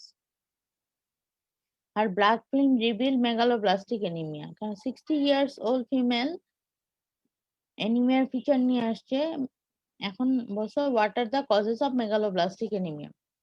Causes of megaloblastic anaemia আসলে আমরা 2 ভাগে ভাগ করে লিখবো, যেমন কজেস অফ কোবালামিন ডেফিসিয়েন্সি আর কজেস অফ ফলেট ডেফিসিয়েন্সি। আমরা সবাই জানি যে কোবালামিন ডেফিসিয়েন্সির মেনলি যেমন কমন নিউট্রিশনাল ডেফিসিয়েন্সি, যেমন স্ট্রিক্ট ভেজিটেরিয়ান যারা তাদের কোবালামিন ডেফিসিয়েন্সিটা কমন, কারণ ভিটামিন B12 মেন সোর্স হলো মিট থেকে। তারপরে আসছে যেমন ম্যাল অ্যাবজর্পশন, পার্নিশিয়াস অ্যানিমিয়া, বা গ্যাস্ট্রিক কজের মধ্যে যেমন total or partial gastrectomy. Intestinal কজের মধ্যে intestinal stricture, ileal resection, inflammatory bowel disease, tropical flu. fish tapeworm, severe pancreatitis, HIV, radiotherapy। মানে কোবালামিন ডেফিসিয়েন্সির কজগুলো আমাদের এভাবে পয়েন্ট করে লিখতে হবে, যেমন nutritional deficiency, malabsorption, gastric cause, intestinal cause, pancreatitis, HIV, radiotherapy, fish tapeworm. কিছু ড্রাগ কজ আছে যেমন অ্যান্টিকনভালসেন্ট, নিওমাইসিন, মেটফর্মিন। ফলেট ডেফিসিয়েন্সির মধ্যে তো আমরা জানি যে ফলেট ডেফিসিয়েন্সির কজের মধ্যে যেমন ডায়েটারি, প্রলং হিট দিয়ে যদি কোনো ভেজিটেবল রান্না করা হয় তাহলে তো ফলেট নষ্ট হয়ে যায়, তখন তো ফলেট ডেফিসিয়েন্সি দেখা যায়। যেমন তারপরে ইনক্রিজ ডিমান্ডের জন্য যেমন কিছু কিছু ক্ষেত্রে ফলেট ডেফিসিয়েন্সি হয়, যেমন ইনফ্যান্সিতে, প্রেগনেন্সিতে। ম্যালঅ্যাবজর্পশনের জন্য ফলেট ডেফিসিয়েন্সি হয়, এমন ট্রপিক্যাল ফ্লু। কিছু কিছু অপারেশন যেমন পার্শিয়াল গ্যাস্ট্রেক্টমিতেও ফলেট ডেফিসিয়েন্সি হতে পারে। এক্সেস ইউটিলাইজেশন যেমন ফিজিওলজিক্যাল কজ। কিছু কিছু ডিজিজ আছে যেখানে folate turnover, folate cell utilisation, folate সেলগুলা বেশি ইউটিলাইজেশন করে, এই কারণে ফলেট ডেফিসিয়েন্সি কমন। যেমন কিছু কিছু disease haematological such as lymphoma, leukaemia, myeloma, এসব ক্ষেত্রে ফলেট ডেফিসিয়েন্সি কমনলি দেখা যায়। Haemolytic anaemia, lymphoma, leukaemia, myeloma, haemolytic anaemia, thalassaemia, এসব ক্ষেত্রে, এসব ডিজিজের ক্ষেত্রে ফলেট ডেফিসিয়েন্সি হওয়ার চান্স বেশি থাকে। কারণ আমরা বেশিরভাগ ক্ষেত্রে এই থ্যালাসেমিয়া পেশেন্টদের ক্ষেত্রে বা হেমোলাইটিক অ্যানিমিয়া পেশেন্টদের ক্ষেত্রে ফলিক অ্যাসিড প্রোফাইল্যাক্সিস দিয়ে থাকি। ড্রাগ কজ, ড্রাগসের মধ্যে যেমন anticonvulsant, tetracycline, methotrexate, folate deficiency হয়।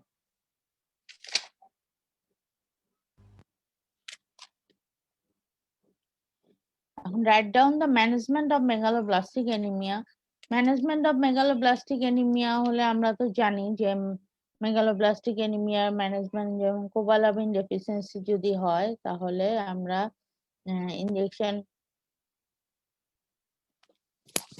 সায়ানোকোবালামিন অথবা হাইড্রোক্সিকোবালামিন দিয়ে থাকি, যেটা প্রিভিয়াস ক্লাসে পড়ানো হয়েছে। যেমন সায়ানোকোবালামিন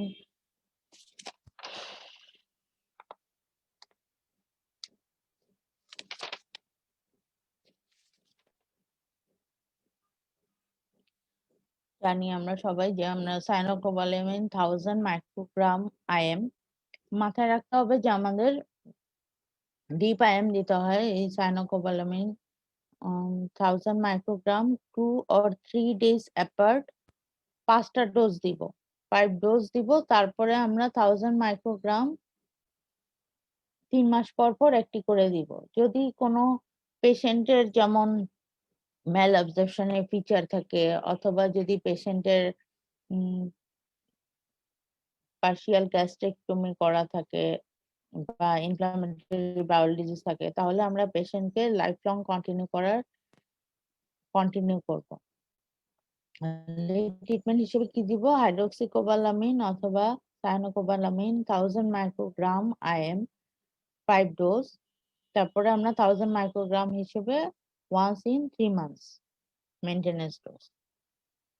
ফলো আপে কি দেখবো? ফলো আপে আমরা রেটিকুলোসাইট কাউন্টটা দেখবো at 5 to 10 ডে।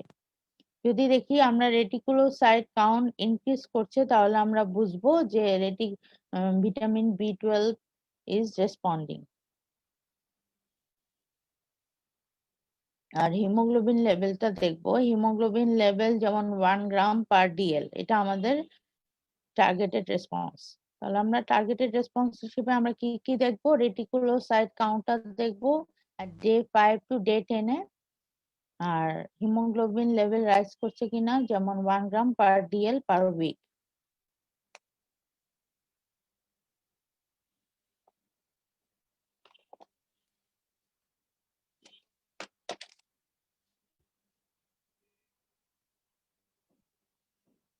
আর এর সাথে অবশ্যই আমাদের মাথায় রাখতে হবে treatment of the underlying cause.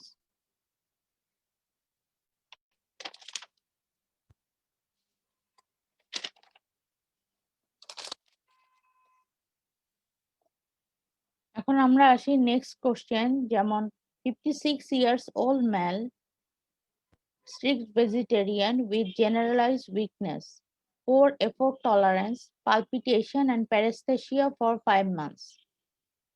তাহলে কি কি আছে পেশেন্টের? 56 years old male, strict vegetarian old male এর generalized weakness আছে, palpitation and paresthesia for 5 months. Full blood count shows hemoglobin decreased, MCV raised 120 femtoliter, WBC and platelet count normal. তাহলে what is the most likely diagnosis with the most important cause of such findings?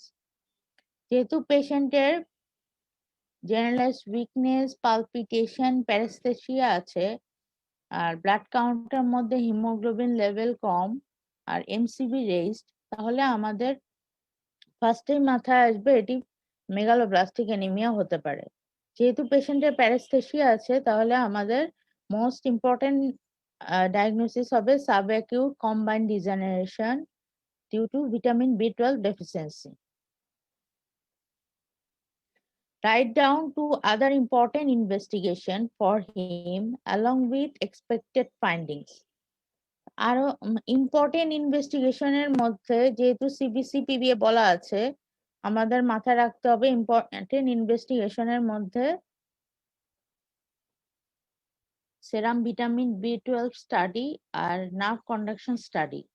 কারণ যেহেতু এখানে প্যারাস্থেসিয়া আছে পেশেন্টের, আমাদের nerve conduction study করে দেখতে হবে যে এটি ভিটামিন B12 ইনডিউসড ডিমাইলিনেশন বা অন্যান্য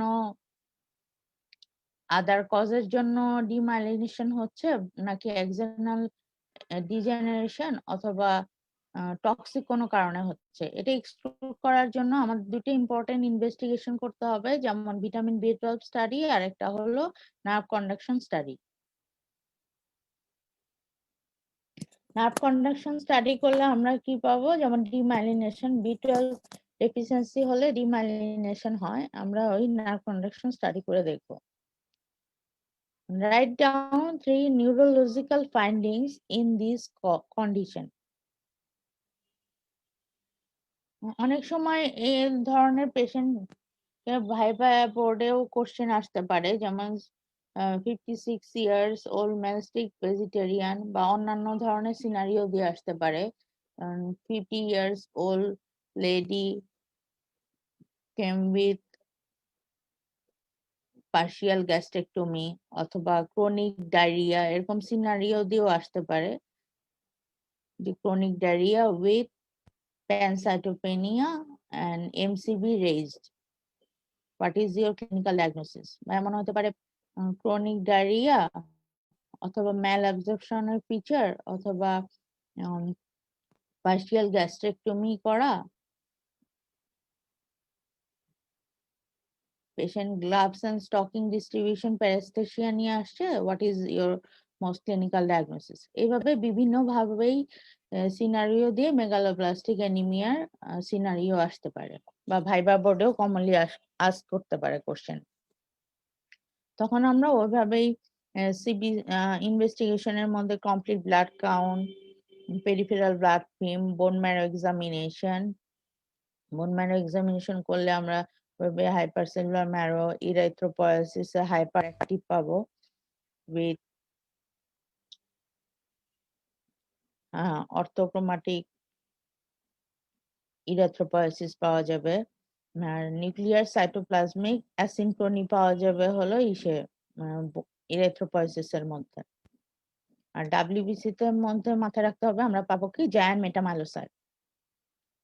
তাহলে বোন ম্যারো স্টাডি করলে আমরা হাইপার সেলুলার ম্যারো পাবো, এমই রেশিও মানে মাইলয়েড ইরেথ্রয়েড রেশিও ডিক্রিজ থাকবে, ইরাথ্রোপয়েসিস হাইপার অ্যাক্টিভ থাকবে, তারপরে নিউক্লিয়ার সাইটোপ্লাজমিক অ্যাসিনক্রনি পাওয়া যাবে ইসের মধ্যে ইরেথ্রয়েড সেলস এর মধ্যে, ডাব্লিউসির মধ্যে পাওয়া যাবে জায়ান্ট মেটামাইলোসাইট। প্লেটলেট কাউন্টের মধ্যে মানে মেগা ক্যারিওসাইটের মধ্যে পাওয়া যাবে কিছু ডিসপ্লাস্টিক ফিচার মানে হাইপার পলিপয়েড মেগা, তার মানে হলো মেগা ক্যারিওপয়েসিস হাইপার অ্যাক্টিভ থাকবে, কারণ যেহেতু এখানে হলো মেগালোব্লাস্টিক অ্যানিমিয়াতে কি হয়, ডিএনএ ম্যাচুরেশন হতে পারছে না, এই কারণে সেলগুলোর সাইজ বড় বড় হয়ে যায়। মেগালোব্লাস্ট পাওয়া যাবে, মানে ইম্যাচিউর আরবিসি, ইম্যাচিউর প্লেটলেট পাওয়া যাবে। এই কারণে আমাদের হাইপার পলিপয়েড মেগা পাওয়া যাবে। আর ডিএনএ ম্যাচুরেশনের ডিফেক্টের জন্য নিউক্লিয়ার সাইটোপ্লাজমিক অ্যাসিনক্রনি পাওয়া যাবে। সবগুলাই বড় বড় সেল পাওয়া যাবে। তারপরে আসলো সিবিসি, পিবিএফ, বোন ম্যারো স্টাডি, কিছু ইনভেস্টিগেশনের মধ্যে যেমন আসবে যদি প্যারেস্থেসিয়া থাকে তাহলে আমরা পেশেন্টের নার্ভ কন্ডাকশন স্টাডি করতে পারি। আর কিছু ইনভেস্টিগেশন যেমন সেরাম বিট, ভিটামিন বি12, সেরাম ফলেট অ্যাসে, তারপর আর স্পেশাল ইনভেস্টিগেশন যেমন হলো ট্রান্সকোবালামিন লেভেল, এটা হলো early detector for megaloblastic anaemia. এখন আসি যে যেহেতু প্যারেস্থেসিয়া বা পেরিফেরাল নিউরোপ্যাথি হিসেবে সিনারিও দিয়ে যদি কোনো পেশেন্টের সিনারিও দিয়ে আমাদের কোশ্চেন আস্ক করে, তাহলে আমাদের যদি বলে যে আর কি কি ধরনের নিউরোলজিক্যাল ফাইন্ডিংস পাওয়া যাবে, তখন আমাদের মাথায় রাখতে হবে যে মেগালোব্লাস্টিক অ্যানিমিয়াতে মেনলি 3 ধরনের লেশন হয় নিউরোলজিক্যাল, যেমন dorsal column lesion, pyramidal tract lesion আর পেরিফেরাল নিউরোপ্যাথি। আমাদের ওই হিসেবে ভাগ করে বলতে হবে। পেরিফেরাল নিউরোপ্যাথি হলে আমরা গ্লাভস এন্ড স্টকিং প্যারেস্থেসিয়া পাবো, এখানে ডিমাইলিনেশন অফ দ্য পেরিফেরাল নার্ভের জন্য হচ্ছে। তারপরে ডর্সাল কলাম লেশন হলে আমরা কি পাবো, loss of vibration and joint position sense. আর পিরামিডাল ট্র্যাক্ট লেশনের জন্য আমাদের কি হবে, degeneration of the descending pyramidal tract in the lateral column. তাহলে আমাদের এই 3 ধরনের নিউরোলজিক্যাল ফাইন্ডিংস পাওয়া যাবে, peripheral neuropathy, dorsal column lesion, তারপরে পিরামিডাল ট্র্যাক্ট লেশন, আর অটোনমিক নিউরোপ্যাথিও পাওয়া যায়। তারপরে মোটর নিউরোপ্যাথি হলে যেমন কি পাবো আমরা, মোটর নিউরোপ্যাথি যদি হয় মেগালোব্লাস্টিক অ্যানিমিয়াতে, তাহলে নি জার্ক হলো এক্সাজারেটেড হবে, অ্যাঙ্কেল জার্ক অ্যাবসেন্ট থাকবে, আর প্লান্টার এক্সটেন্সর অথবা ইকুইভোকাল পাওয়া যাবে। আর অনেক সময় মেগালোব্লাস্টিক অ্যানিমিয়াতে সেন্সরি নিউরোপ্যাথিও হয়। তাহলে মেগালোব্লাস্টিক অ্যানিমিয়া হলে নিউরোলজিক্যাল ফাইন্ডিংস এর মধ্যে কি কি পাওয়া যাবে, একটা হলো peripheral neuropathy, 2 number dorsal column lesion, loss of joint position and vibration sense, তারপরে pyramidal lesion, 4 number motor neuropathy,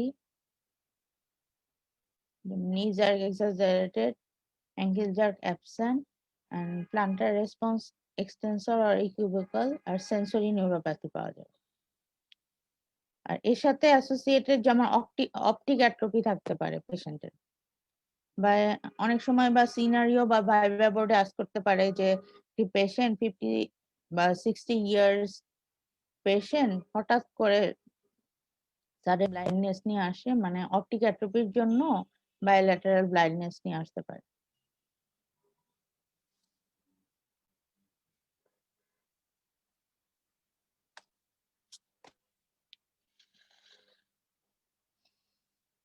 আমাদের ট্রিটমেন্টের মধ্যে তো সেম, আমাদের হাইড্রোক্সিকোবালামিন অথবা সাইনোকোবালামিন দিব, তারপরে রেটিকুলোসাইট রেসপন্স দেখবো ডে 5 টু ডে 10 এ, আর হিমোগ্লোবিন লেভেলটা রেসপন্স দেখবো 1 গ্রাম পার ডিএল পার উইক।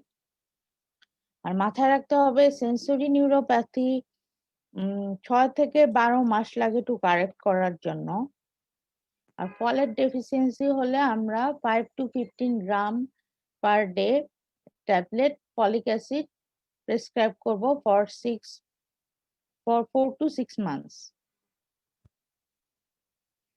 তাহলে মেগালোব্লাস্টিক অ্যানিমিয়া ট্রিটমেন্টের মধ্যে যদি B12 ডেফিসিয়েন্সি হয় তাহলে আমরা দিব হাইড্রোক্সিকোবালামিন অথবা সাইনোকোবালামিন, আর ফলেট ডেফিসিয়েন্সি হলে আমরা ট্যাবলেট ফলিক অ্যাসিড দিব for 4 to 6 months. আর এর সাথে অ্যাসোসিয়েটেড কি হবে?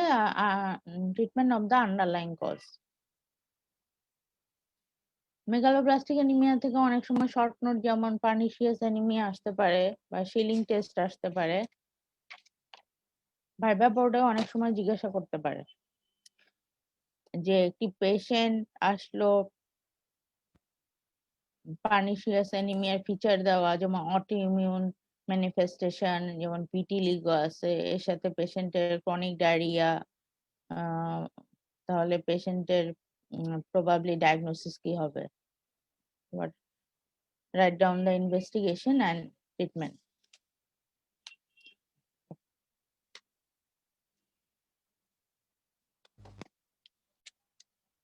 এখন আসি আমরা নেক্সট কোশ্চেনে। 40 years old lady present with generalized weakness, poor effort tolerance, palpitation for 5 months. On examination, she is anemic, has glossitis, choriolynia. What is the most likely diagnosis?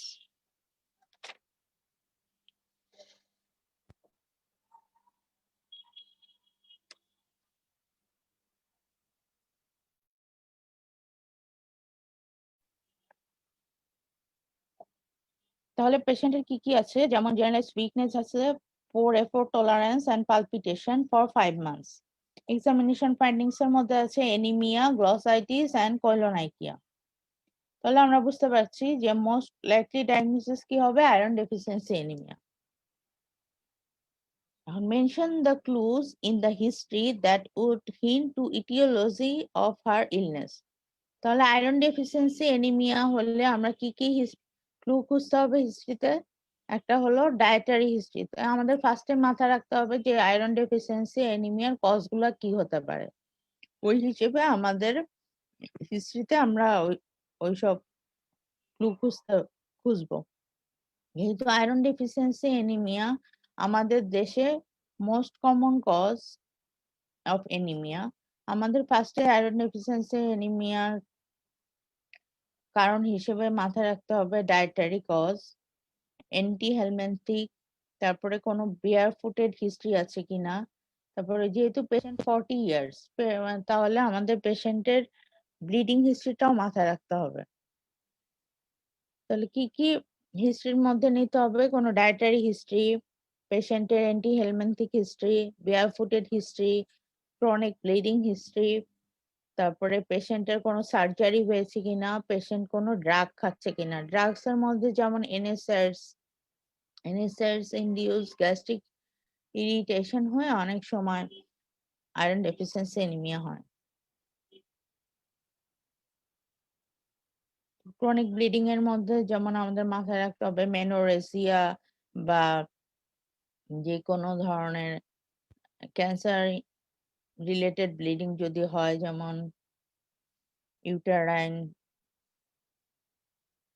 Carcinoma বা ফাইব্রয়েড, ইউটেরাইন টিউমার বা ovarian tumour, তারপর haemorrhoids,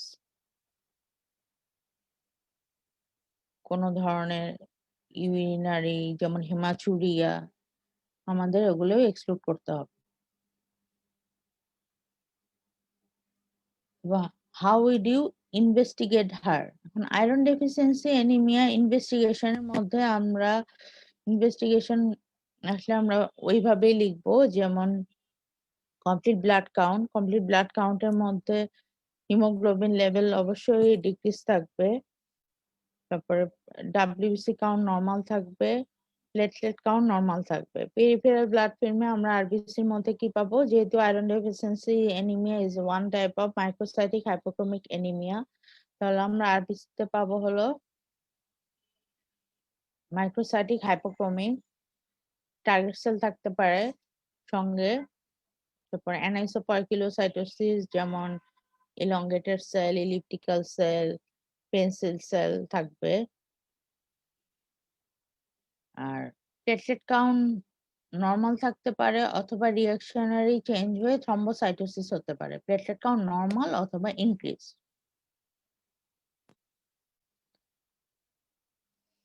serum iron প্রোফাইলটা করব। Serum iron প্রোফাইলের মধ্যে আমরা কি কি আছে আমরা জানি। Serum iron, ferritin, total iron binding capacity and transferrin saturation.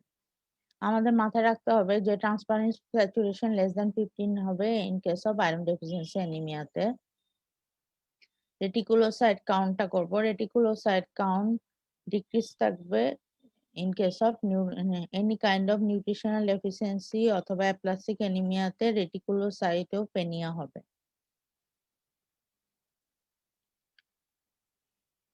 তাহলে আমাদের ইনভেস্টিগেশনের মধ্যে হলো ল্যাবরেটরি ইনভেস্টিগেশন এর মধ্যে কি কি CBC, peripheral blood pen, serum iron profile, reticulocyte count, investigation to detect the cause, যেমন কজ ডিটেক্ট করার জন্য আমরা কি কি ইনভেস্টিগেশন করব, যেমন আপার জিআই এন্ডোস্কোপি করতে পারি, স্টুল ফর অকাল ব্লাড টেস্ট করতে পারি, কোলোনোস্কোপি বা সিগমোডোস্কোপি বা বেরিয়াম ফলো থ্রো করতে পারি পেশেন্টের। আর পেশেন্টের যদি মেনোরেজিয়া থাকে আমরা পেশেন্টের অবশ্যই থাইরয়েড ফাংশন টেস্টটা করে নিব, যে TSH, FT4, FT3. For latest investigation to differentiate iron deficiency anemia from anemia of chronic disease, log10 ferritin ratio. log10 ferritin ratio করলে আমরা বুঝতে পারবো এটা আয়রন ডেফিসিয়েন্সি অ্যানিমিয়া না anaemia of chronic disease. In case of iron deficiency anemia তে log10 ferritin ratio greater than 1.1 থাকে, আর anemia of chronic disease A log10 ferritin ratio less than 1.1 থাকে। তারপরে মেঞ্জার ইন্ডেক্সটা করতে পারি আমরা। মেঞ্জার ইন্ডেক্স করলে যেমন আয়রন ডেফিসিয়েন্সি অ্যানিমিয়াতে মেঞ্জার ইন্ডেক্স লেস দেন 13 আর থ্যালাসেমিয়াতে মেঞ্জার ইন্ডেক্স গ্রেটার দেন 13 থাকে। A confirmatory investigation for iron deficiency anemia is bone marrow examination with iron stain. Iron stain কে আবার বলা হয় যেমন প্রুশিয়ান ব্লু স্টেইন। তাহলে আমাদের কি কি ইনভেস্টিগেশন হলো, একটা হলো laboratory investigation to confirm the diagnosis যেমন CBC, PBF, serum iron profile, reticulocyte count, investigation to detect the cause, investigation to differentiate between other disease যেমন anemia of chronic disease or iron deficiency anemia, এর মধ্যে log10 ferritin ratio, iron deficiency anemia অথবা thalassaemia যেমন মেঞ্জার index. আর confirmatory investigation এর মধ্যে যেমন কি bone marrow examination with Prussian blue staining.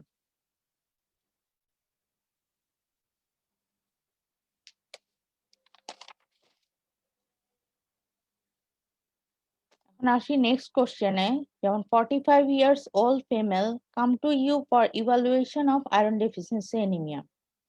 Make a checklist of clinical signs to find out the cause of iron deficiency anemia. Iron deficiency anaemia history তো আমরা বললাম যে এইসব কারণে হতে পারে। এখন সাইনের মধ্যে তো প্রথমে আমাদের মাথায় রাখতে হবে যে হেড টু টো মধ্যে আয়রন ডেফিসিয়েন্সি অ্যানিমিয়ার কি কি ফিচার থাকতে পারে। যেমন ফার্স্টে থাকবে হেয়ার লস থাকতে পারে, এনিমিয়া থাকবে, গ্লসাইটিস, অ্যাঙ্গুলার স্টোমাটাইটিস, চিলোসিস থাকবে, অনেক সময় ডিসপেজিয়া বা সোর থ্রোট থাকে প্লামার ভিনসন সিনড্রোম হিসেবে। তারপরে ব্রিটেল নেল থাকবে, কইলোনাইটিয়া থাকবে, আর pallor of the finger, palm, sole. আর আয়রন ডেফিসিয়েন্সি অ্যানিমিয়াতে অনেক সময় স্প্লেনোমেগালি থাকতে পারে। ক্লিনিক্যাল আর হার্টের মধ্যে থাকতে পারে, অনেক সময় সিস্টোলিক ফ্লো মারমার থাকে।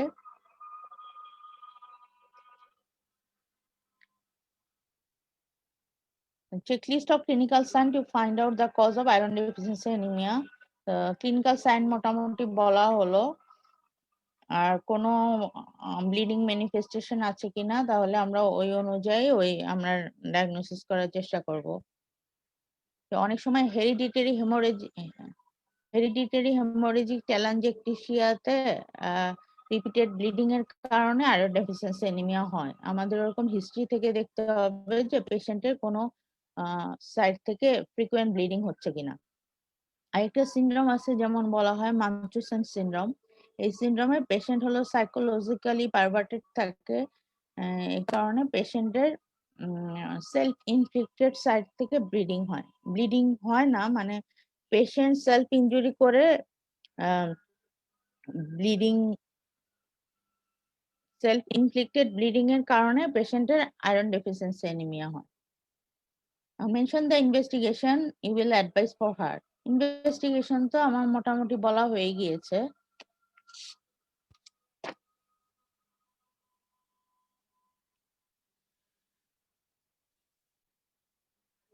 এখন আসি লাস্ট কোশ্চেন।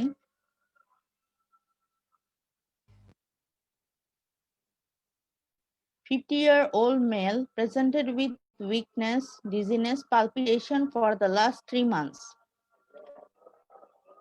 কি আছে? weakness, dizziness, palpitation for the last 3 months. On examination, he was found to be anemic, koilonychia and smooth tongue.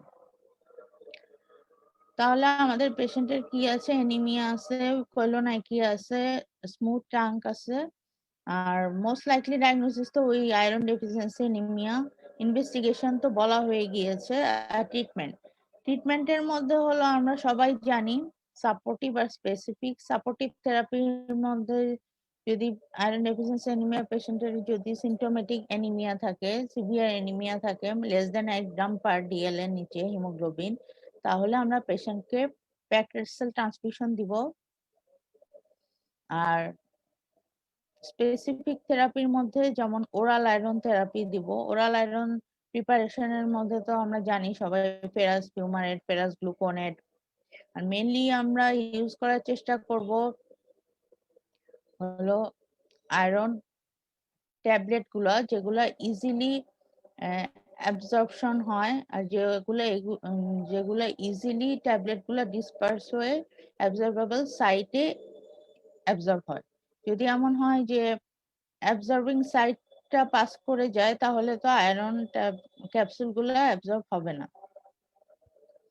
তাহলে আয়রন এফিসিয়েন্সি অ্যানিমিয়ার সাপোর্টিভ ট্রিটমেন্টের মধ্যে আমাদের ব্লাড ট্রান্সফিউশন, তারপর আয়রন কন্টেনিং ডায়েট যেমন দিতে হবে। আয়রন কন্টেনিং ডায়েট আমরা সবাই জানি, কলিজা, কচু শাক, কাঁচা কলা, ডিমের কুসুম, ডার্ক চকলেট, মেনলি আমরা এগুলো ইউজ করব। পেশেন্ট আমাদের মাথায় রাখতে হবে শুধুমাত্র ড্রাগ বা মেডিসিন প্রেসক্রাইব করলে হবে না, এর সাথে পেশেন্টের আয়রন কন্টেনিং ডায়েট দিতে হবে পেশেন্টকে। এর সাথে যেমন সাপোর্টিভ থেরাপির মধ্যে আরো iron containing diet, blood transfusion, তারপরে অ্যান্টি হেলমিনথিক থেরাপি, এগুলো পেশেন্টকে প্রেসক্রাইব করতে হবে। স্পেসিফিক থেরাপির মধ্যে যেমন ওরাল আয়রন প্রিপারেশন, যেমন আমি বললাম, যেমন ফেরাস ফিউমারেট, ফেরাস গ্লুকোনেট। আর প্যারেন্টেরাল আয়রন প্রিপারেশন আছে। প্যারেন্টেরাল আয়রন প্রিপারেশন দিতে হয় যাদের ওরাল আয়রন থেরাপি দিচ্ছি কিন্তু কোনো রেসপন্স করছে না, তাদের ক্ষেত্রে। যেমন অনেক সময় ভাইবা বোর্ডে বা রিটেনেও আসে যে indication of parenteral iron therapy, তখন আমরা বলবো যে কয়েকটা কজ, যেমন failure to response to oral iron therapy, আর ইমার্জেন্সি যখন আমাদের কারেকশনের দরকার হয়, যেমন ইন কেস অফ প্রেগনেন্সি বা ইন কেস অফ সার্জারি বা in case of any kind of severe bleeding, তখন আমাদের প্যারেন্টেরাল আয়রন থেরাপি দিতে হয়। প্যারেন্টেরাল আয়রন থেরাপির মধ্যে যেমন আছে কিছু preparation, iron sucrose, iron carboxymaltose, iron dextran. এখন আইভি আয়রনটাই আমরা বেশি ইউজ করি। আইএম আয়রন প্রিপারেশন যেমন আয়রন রেক্সট্রান ইউজ করা হয় না, কারণ এটি দিলে সাইড ইফেক্ট যেমন স্কিন ডিসকালারেশন হয়। আমরা মেইনলি ইউজ করি আয়রন সুক্রোজ আর আয়রন কার্বক্সি মাল্টোজটাই কমনলি প্রেফার করা হয়। তারপরে ফলো আপে আমরা দেখব রেটিকুলোসাইট কাউন্ট আর হিমোগ্লোবিন লেভেলটা। রেটিকুলোসাইট কাউন্টটা যেমন ডে 5 টু ডে 10 এ আমাদের দেখতে হয় রেটিকুলোসাইট রেসপন্স হচ্ছে কিনা। যদি রেটিকুলোসাইটোসিস হয় তাহলে আমরা বুঝবো যে পেশেন্টের iron therapy is responsive. And haemoglobin level যদি 1 গ্রাম পার ডিএল পার উইক বাড়তে থাকে তাহলে আমরা বুঝবো যে পেশেন্টের আয়রন থেরাপি কাজ করছে। তাহলে আমরা কি কি দিব? oral iron therapy, parenteral iron therapy in case of failure to oral iron therapy, আর সাপোর্টিভ থেরাপি তো বললাম। 1 number supportive therapy, 2 number specific therapy, আর 3 নাম্বার হলো treatment of the underlying cause.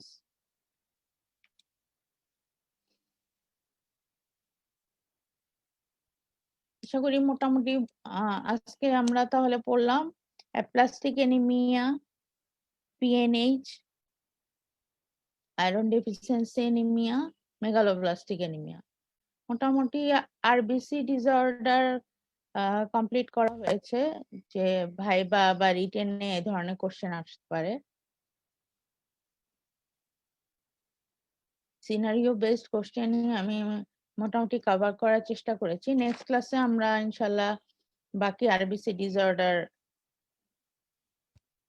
শেষ করার চেষ্টা করব। আশা করি তোমরা সবাই ভালো থাকবে। ধন্যবাদ।